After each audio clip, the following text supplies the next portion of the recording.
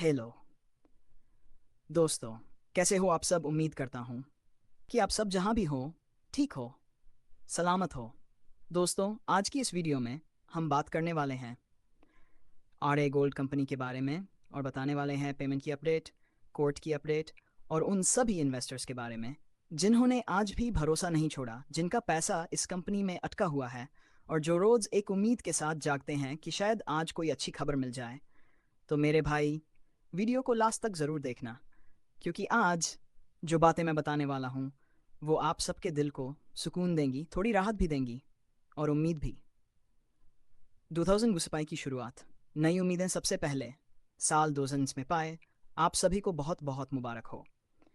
Doctor Nora Sheikh ने भी सबसे पहले यही कहा कि 2000 से पाए आप सबके लिए अच्छा जाए, बरकत वाला जाए, क्योंकि पिछले कुछ साल सच में बहुत भारी गुजरे हैं, बहुत मुश्किलों से भरे हुए। और दोस्तों, 2000 से पाए की जो अपडेट आई है वो भी इसी साल की है। रिसेंट अपडेट कोर्ट से और डॉक्टर नोरा शेख के इंटरव्यू से।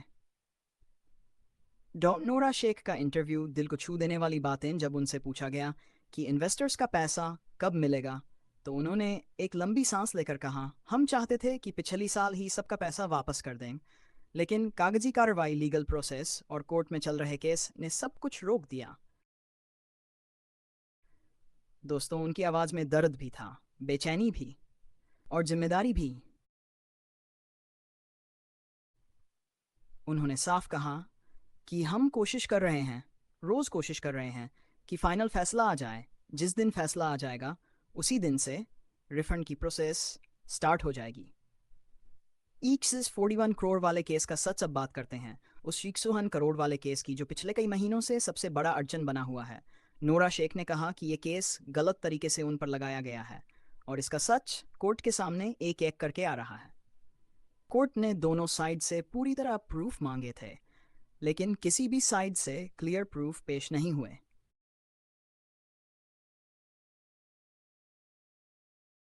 इसी वजह से सुनवाई बार बार टल रही थी। लेकिन अब 2022 में इस केस की फाइनल डेट लगने वाली है और उम्मीद यह है कि इस बार इस केस का आखिरी फैसला हो जाएगा।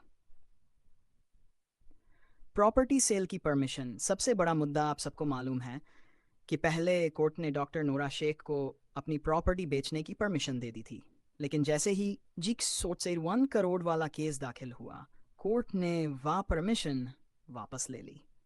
अब ये फाइनल फैसला आने के बाद दो ही बातें हो सकती हैं, या तो नोरा शेख के पक्ष में फैसला आएगा या उनके खिलाफ। लेकिन दोनों ही सूरत में कोर्ट उन्हें प्रॉपर्टी बेचने की परमिशन ज़रूर देगा और जैसे ही प्रॉपर्टी बिकेगी रिफंड की प्रोसेस धीरे धीरे स्टार्ट हो जाएगी।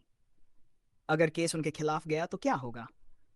अगर केस नोरा शेख के खिलाफ गया, 661 करोड़ जमा करने के लिए 20 दिन का टाइम मिलेगा या मैक्सिमम 1 महीना।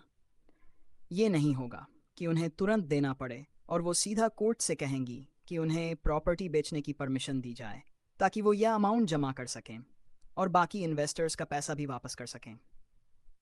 कंपनी दोबारा स्टार्ट करने की इच्छा, एक बात और जिसने मेरे दिल को छू लिया।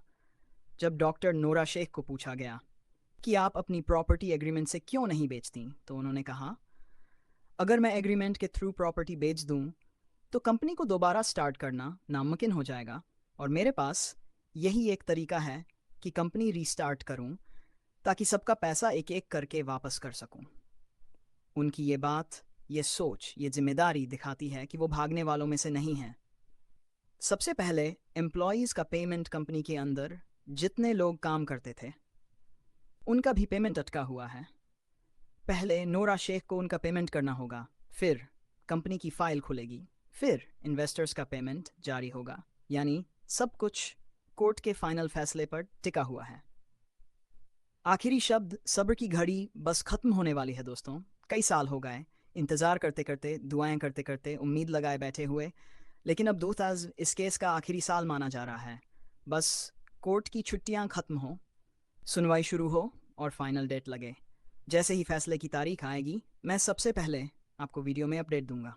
तो भाई, चैनल को ज़रूर सब्सक्राइब कर लेना, वीडियो को लाइक कर देना और कमेंट में बताना कि आपको क्या लगता है कब तक सबका पैसा वापस आ पाएगा।